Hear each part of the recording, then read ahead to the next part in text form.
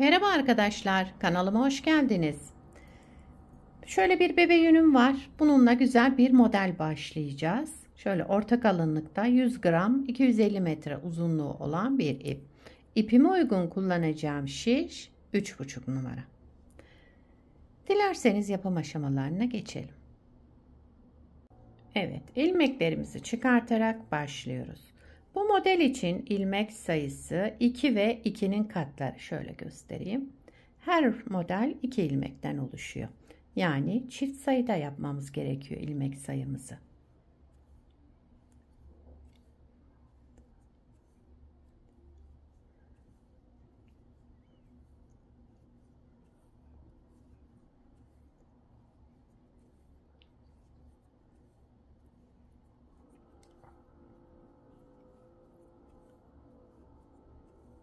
Evet, şişimde 16 ilmeğim var. 16 ilmekle modelimi kurmaya başlıyorum.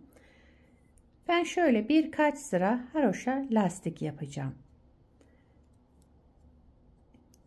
İlmeklerimi düz örerek hem ön yüzünde hem arka yüzünde ilmeklerimi düz örerek haroşa lastiğimi tamamlayacağım. Şu şekilde.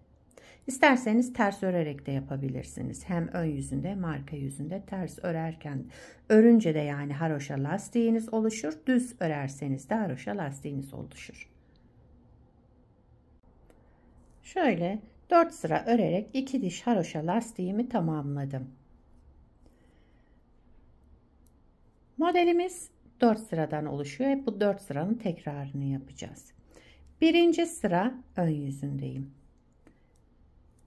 Kenar ilmeğinden sonra bütün ilmeklerimi düz örüyorum. Birinci sıra ön yüzünde ilmeklerimizi düz örerek devam ediyoruz.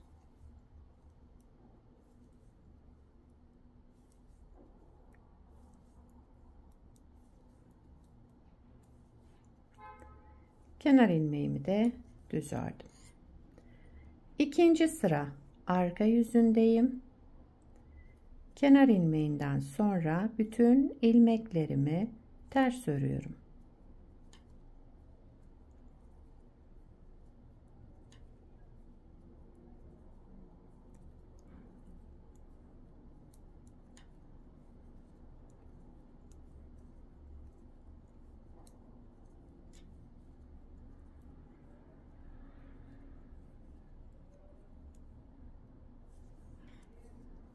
Evet, ilmeklerimi ters örerek ikinci sırayı tamamladım. Üçüncü sıra ön yüzüne geçtim.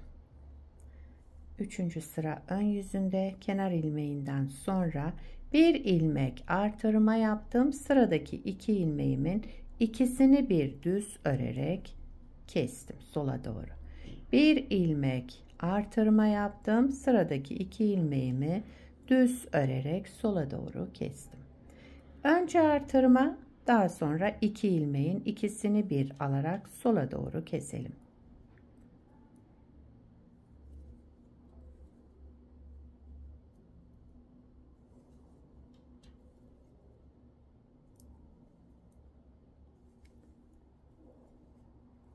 Üçüncü sıra ön yüzünde ilmeklerimi bu şekilde tamamladım. Bakın sıra başında artırma yaptıktan sonra kesme işlemi yapmıştık. Sıra sonunda kesme işlemi yaptıktan sonra artırma yapmıyorum. Kenar ilmeğini örüyorum. Buna dikkat edelim. Bakın burada artırmamız var. Burada yok. Bir öncekinde yapmışız. Dördüncü sıra arka yüzündeyim. Kenar ilmeğinden sonra 3. sırada yaptığımız işlemin aynısını yapacağım. 4. sıra arka yüzünde. Önce bir artırma, daha sonra bakın bu iki ilmeğimin ikisini bir alarak yine düz örüyorum. Sola doğru kestim. Önce artırma, daha sonra bu iki ilmeğimi düz örerek sola doğru kestim. Bir artırma, iki ilmeğimizi sola doğru keselim.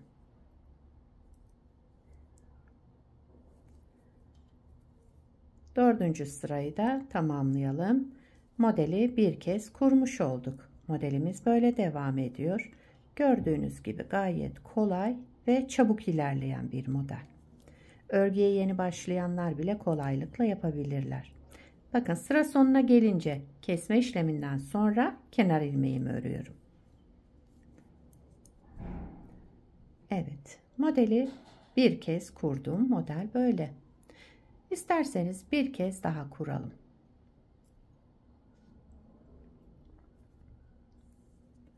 Birinci sıra ön yüzündeyim.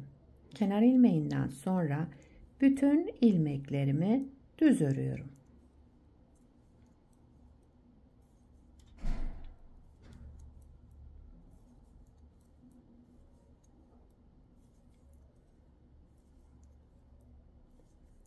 Evet, sıra sonuna kadar ilmeklerimin tamamını düz örerek devam ettim. Kenar ilmeğimi de düz örüyorum.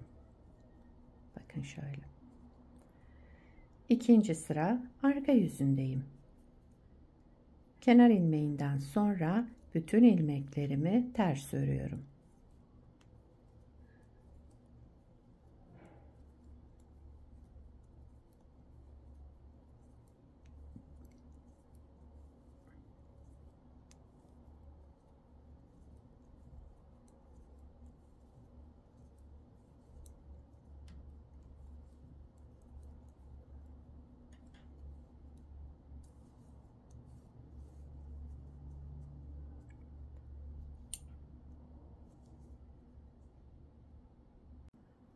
Üçüncü sıra ön yüzündeyim.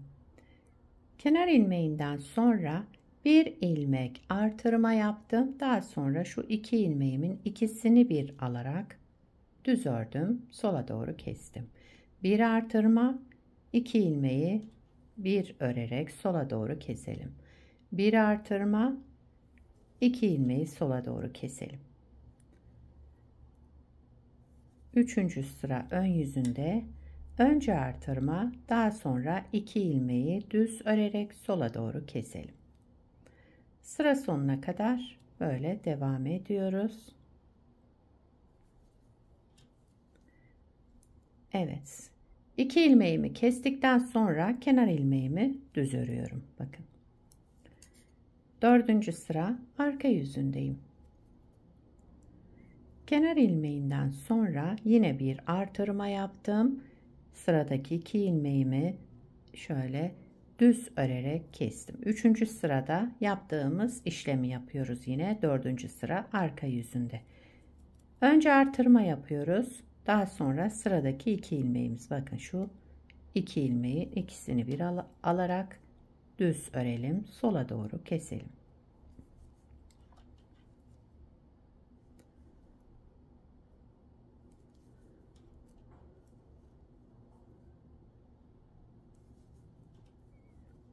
Evet, sıramı tamamladım. Son iki ilmeğimi de kestim. Daha sonra kenar ilmeğimi düz ördüm. Modeli iki kez kurmuş olduk. Modelimiz hep bu 4 sıranın tekrarından oluşacak. Bakın ilerledikçe kendini gösterecek güzel modellerden. Şöyle bir parçada daha önceden hazırladım. Burada da şöyle bir ters bir düz hazır lastik uyguladım. Burada iki diş haroşa lastik üzerine kurduk. Hangisi hoşunuza giderse o şekilde kullanabilirsiniz bu modeli. Modelin ilerlemiş hali de böyle olacak. Şöyle yakın göstereyim size. Dantel gibi şöyle zarif, ajurlu modellerden. Arka yüzü de bu şekilde.